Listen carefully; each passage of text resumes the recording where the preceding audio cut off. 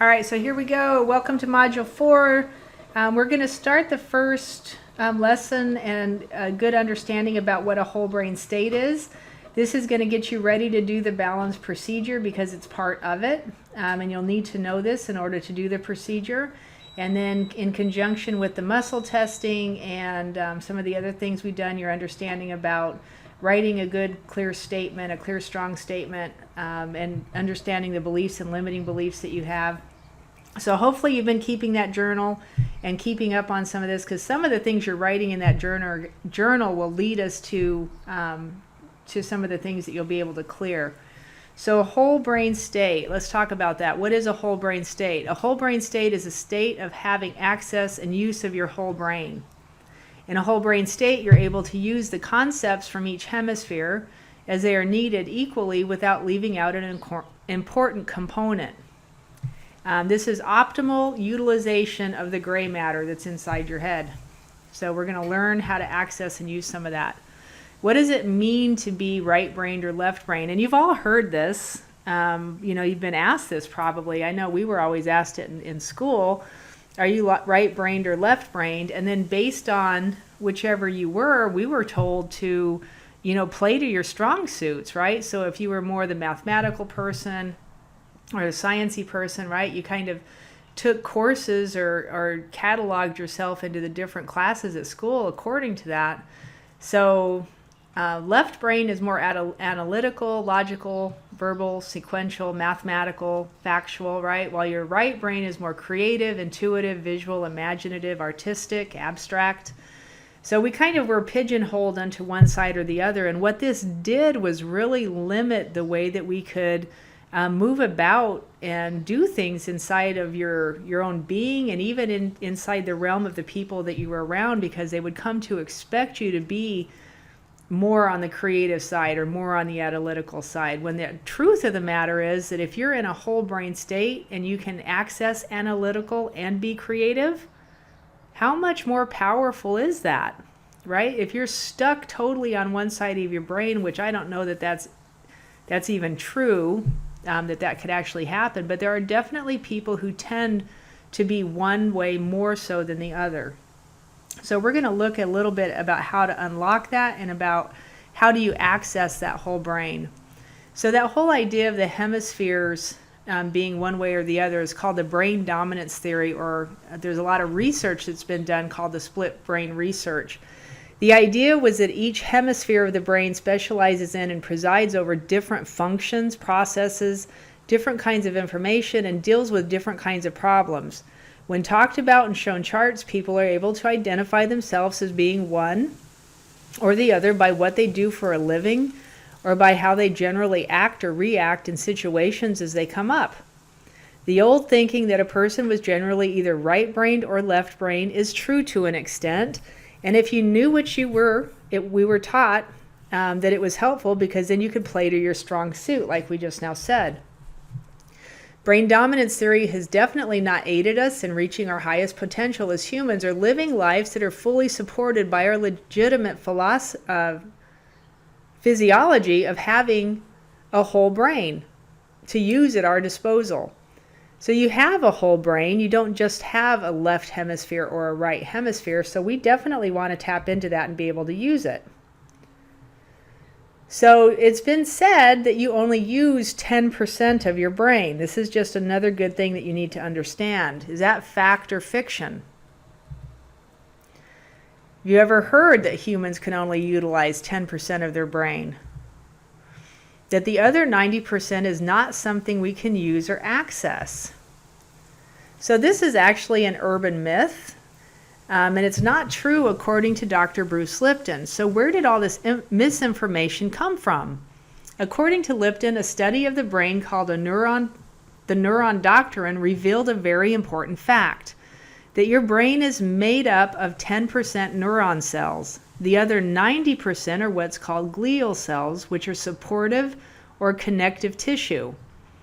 In the neuron doctrine, it was believed that the neuron cells were the cells that did all of the work.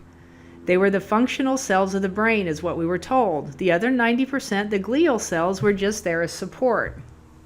Lipton goes on to say that by definition, then we were led to believe that if only 10% of our brain is neurons that are the functioning cells, then that's all we use. But the glial cells for a long time were thought to be just connective supportive tissue for nutrition and physical support to the neurons. What we know now is that they do way more. They are way more important in neural function than just support. They can inhibit or activate neurons. They connect to neurons and can control the activity of neurons. And they're not just passive cells within the brain. They're an integral part of the way your brain works. Without the glial cells, the neurons would not do their job. So knowing this, Dr. Bruce Lipton says, is super powerful. What an amazing thing to actually know that you actually have access to 100% of your brain. You don't just have access to 10%, you do have access to the whole thing, and the whole thing is vital to your existence. So we want to dispel that myth that you only can use 10% of your brain. That's totally 100% untrue. And you're not only left-brained or right-brained. You have a whole brain to use at your disposal.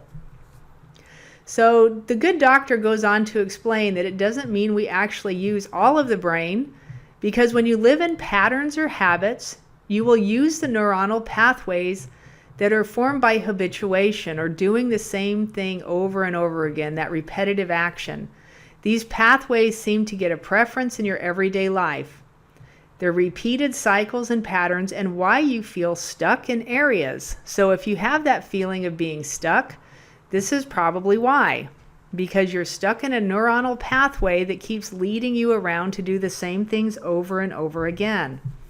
So just like being pigeonholed in an idea that you're either left-brained or right-brained and only using 10% of the capacity of your brain, it can severely limit a person even just by the theory.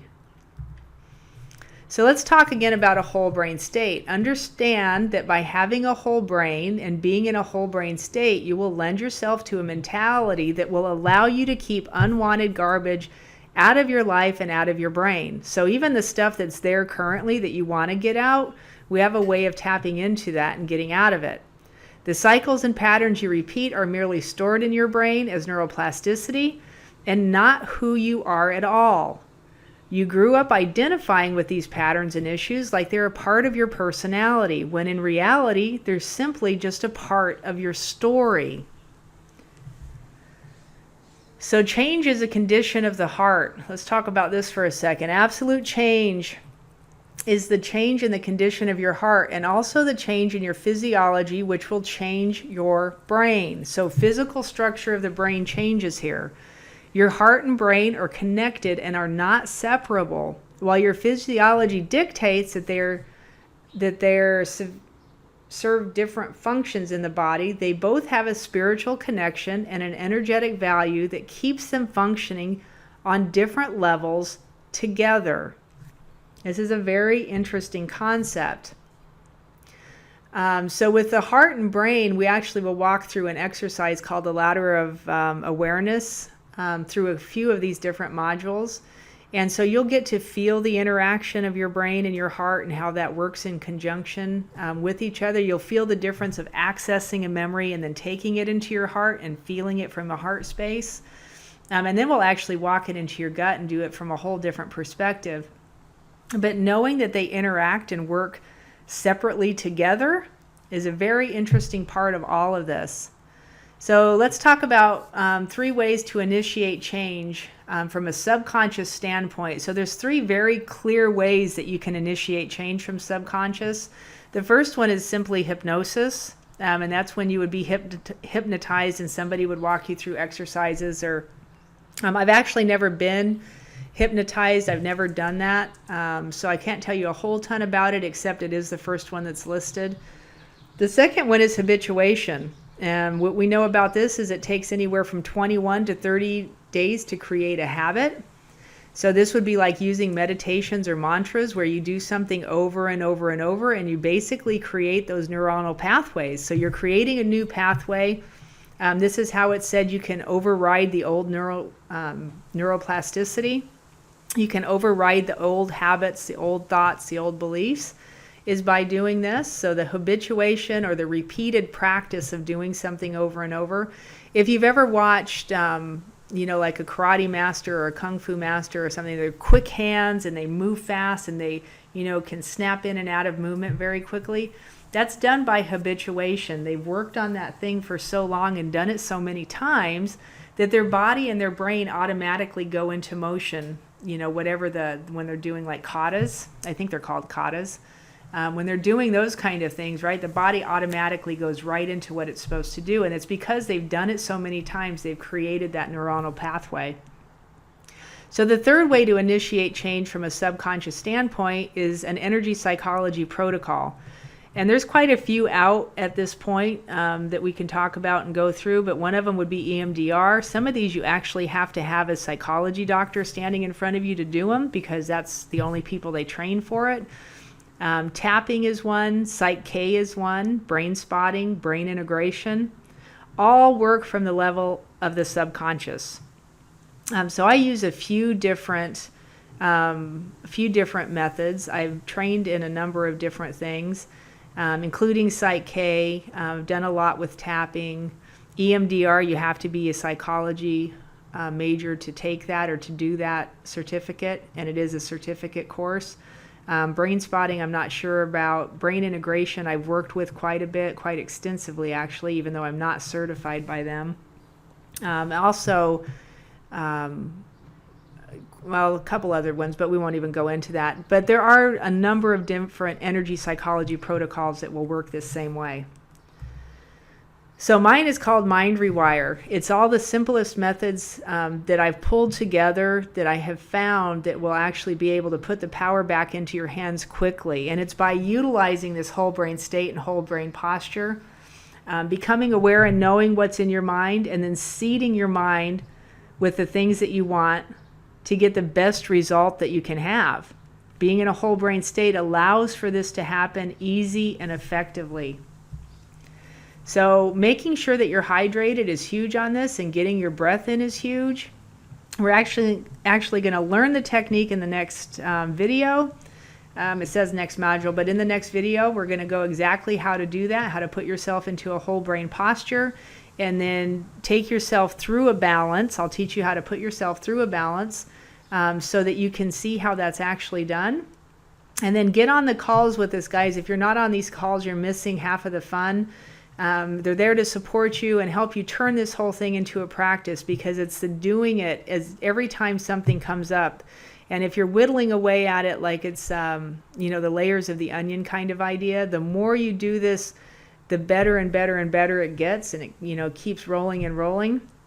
But it's definitely quicker than sitting in meditation for hours on end or repeating a mantra.